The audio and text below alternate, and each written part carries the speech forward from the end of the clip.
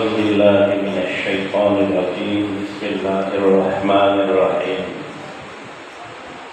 فاسألوا أهل الذكر إن كنتم لا تعلمون وقال تعالى في موضع آخر ألا إن أولياء الله لا خوف عليهم ولا هم يحزنون صدق الله العظيم وقال النبي صلى الله تعالى عليه وسلم في الحديث المبارك الدين يسر أو كما قال عليه الصلاة والسلام সমস্ত প্রশংসা বলগান সেই মহান আল্লাহর জন্য যিনি আমাদেরকে এই পবিত্র মাহফিলে মজলিসে আসার বসার তৌফিক দান করেছেন। আমরা সেই আল্লাহর দরবারে হৃদয়ের কপাট খুলে সমস্বরে একজনে প্রশংসা সূচক বাক্য উচ্চারণ করি, সকলেই বলি আলহামদুলিল্লাহ। তারপরে বিশ্ব নবী, রহমতের নবী, কুল কায়নাতের নবী, সাইয়্যিদুল আম্বিয়া ওয়াল মুরসালিন, খাতামুন নবিয়্যিন, রাহমাতুল লিল আলামিন জনাব মুহাম্মদুর রাসূলুল্লাহ সাল্লাল্লাহু আলাইহি ওয়াসাল্লামের উপরে অগণিত দরুদ ও সালামের ধারা বর্ষিত হোক। আমরা বলি আল্লাহুম্মা আমিন। আমরা আজ একত্রিত হয়েছি এই মাদ্রাসার প্রতিষ্ঠাতা মরহুম নুরুল ইসলাম খান সাহেব, তিনি ইন্তেকাল করেছেন, তাই তার তাজিয়াতি সভায় আমরা উপস্থিত হয়েছি সমবেদনা জানানোর জন্য, সহমর্মিতা দেখানোর জন্য, তার কিছু স্মৃতিচারণ করার জন্য এবং সেই বুজুর্গ আলেমে দ্বীন বানিয়া মাদ্রাসা খাদিমে ইসলাম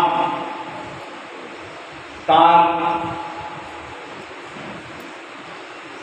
আদর্শে আদর্শিত হয়ে চলার জন্য, উপদেশ গ্রহণ করার জন্য আমরা এখানে এসেছি। আল্লাহ বলছেন, তোমরা সাবধান, সতর্ক হয়ে যাও। যারা আল্লাহর ওলি, আল্লাহর যারা বন্ধু, তাদের ব্যাপারে তোমরা সাবধানে থেকো, সতর্ক থেকো। তাদের কোনো ভয় নাই, তাদের কোনো চিন্তা নাই। তারা কি খাবে, কি করবে, দুনিয়ার জীবন কেমন হবে, দুনিয়ায় কে কি করলো, এই সমস্ত ভয় ডর চিন্তা তাদের থাকে না। তারা হলো মাস্তান।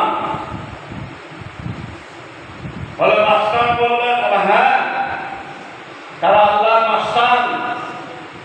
ডোন্ট কেয়ার, তারা কাউকে কেয়ার করে না, তারা শুধু আল্লাহকে ভয় করে। আসলে শব্দগুলো আমরা উর্দু ফার্সি শব্দ অনেক ব্যবহার করি কিন্তু জানি না। একটা হলো মস্তান আর একটা হলো মাস্তান। মাস্তান কাকে বলে?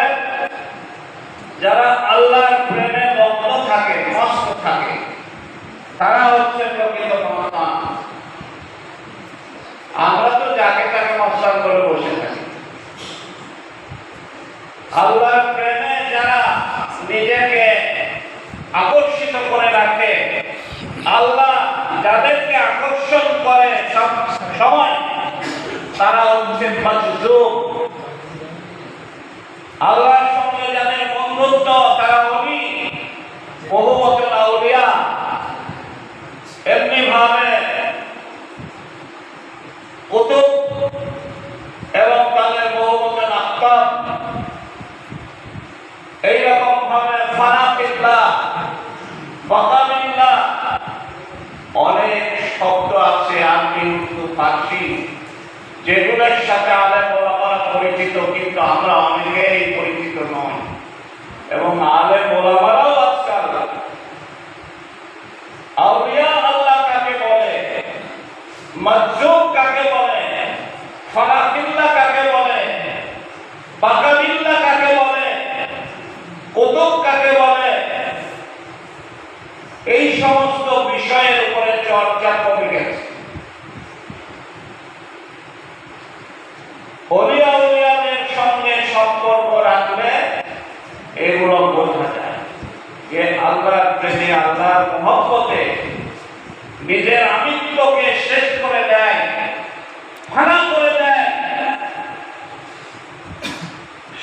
আল্লাহর মুহাব্বতে বেঁচে থাকে সে হচ্ছে ফানা ফিল্লাহ, আল্লাহর মুহাব্বতে নিজেকে ফানা করে দেয়।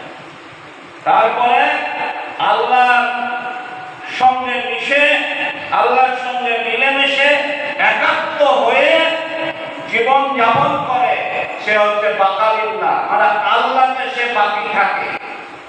কুল্লু মান আলাইহা ফান ওয়া ইয়াবকা ওয়াজহু রাব্বিকা যুল জালালি ওয়াল ইকরাম। সব কিছু একদিন ফানা হয়ে যাবে। আমার আমিত্ব, আমার ইলম, আমার গাম্ভীর্য, আমার ক্ষমতা, আমার পাওয়ার সমস্ত কিছু ফানা হয়ে যাবে। একমাত্র জালিলমান প্রদীপ্ত প্রজ্জ্বল অনির্বাণ শিখা হিসেবে মহান আল্লাহর কুদরত এবং আল্লাহর জালাল সেটাই বাকি থাকবে। তাই আল্লাহ সূরা রহমানের মধ্যে বলেছেন কুল্লু মান আলাইহা ফান ওয়া ইয়াবকা ওয়াজহু রাব্বিকা যুল জালালি ওয়াল ইকরাম। তো এইরকম ভাবে বলছে নিজেকে মিটিয়ে দাও যদি কিছু করতে চাও, নিজের অস্তিত্বকে, নিজের আমিত্বকে বিলীন করে যাও যদি কিছু পেতে চাও। ফারসি শব্দে বলছে যে দানা খাক মে মিলকর গুলে গুলজার होता है, যে নিজের হস্তিকে তুমি মিটিয়ে দাও, मिटा दो अपनी हस्ती को अगर कुछ पाना चाहते हो। ये दाना खाक में मिलकर गुले गुलजार होता है। একটা দানা আপনি যখন মাটিতে ফেলবেন, আপনি যত বড়ই চাষি হন, পরাণ চাষি হন, আপনি সার দেন, সেচ দেন, বীজ দেন, বিষ দেন, যাই দেন না কেন, ওই আল্লাহর কুদরত ছাড়া ওই বীজ থেকে অঙ্কুরিত হয় না ওই বীজ, এবং ওই বীজ থেকে চারা বের হয় না। ওই বীজটা মাটিতে পড়ে নষ্টও হয়ে যেতে পারে, কিন্তু আল্লাহ মাটিকে সব খাওয়ার ক্ষমতা দিয়েছেন, বীজ খাওয়ার ক্ষমতা, বীজ নষ্ট করার ক্ষমতা দেননি। যদি বীজ মাটি হজম করে ফেলত তাহলে আপনি যত বড়ই পরাণ চাষি হন না কেন আপনি চাষ করতে পারতেন না। তো নিজেকে ওই বীজের মতো মাটিতে ফেলে নিজেকে শেষ করুন।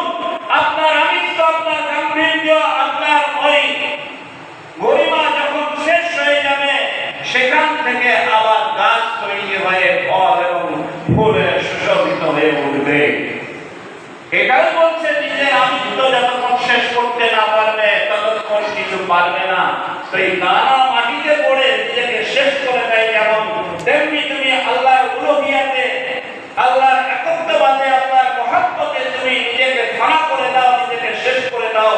তারপরে সেখান থেকে আল্লাহর কুদরতে, আল্লাহর রহমতে আবার তুমি বেড়ে যাবে এবং সেটা অহিরে পরিণত হয়ে যাবে। তখন তোমার দ্বারা আর কোনো খারাপ হবে না, তখন ভালো আর ভালো হবে। তো এই আল্লাহর ওলি বুজুর্গদের আলোচনা করলেও ওই যে বনি ইসরাইলের ঘটনা আছে, আমি একটু জানছি না, শুধু ইঙ্গিত দিচ্ছে, আপনারা আলেম ওলামা, আমার থেকে আপনারা জ্ঞানী মানুষ। তিনজন মানুষ তারা গুহায় গিয়ে আশ্রয় নিয়েছিল এবং গুহার সামনেকার পাথর বন্ধ হয়ে গিয়েছিল, তাই সেখান থেকে তারা বেরোতে পারছিলেন না।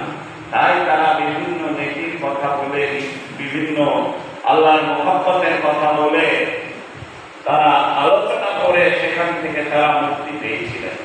তো বুজুর্গদের কথা, আলেম ওলামাদের কথা, বুজুর্গদের কথা, আল্লাহর ওলিদের কথা যদি আলোচনা হয়, সেখানে আমাদের রাস্তা খুলে যায়, আল্লাহর মুহাব্বত হয় এবং আল্লাহর রহমত নাযিল হয়।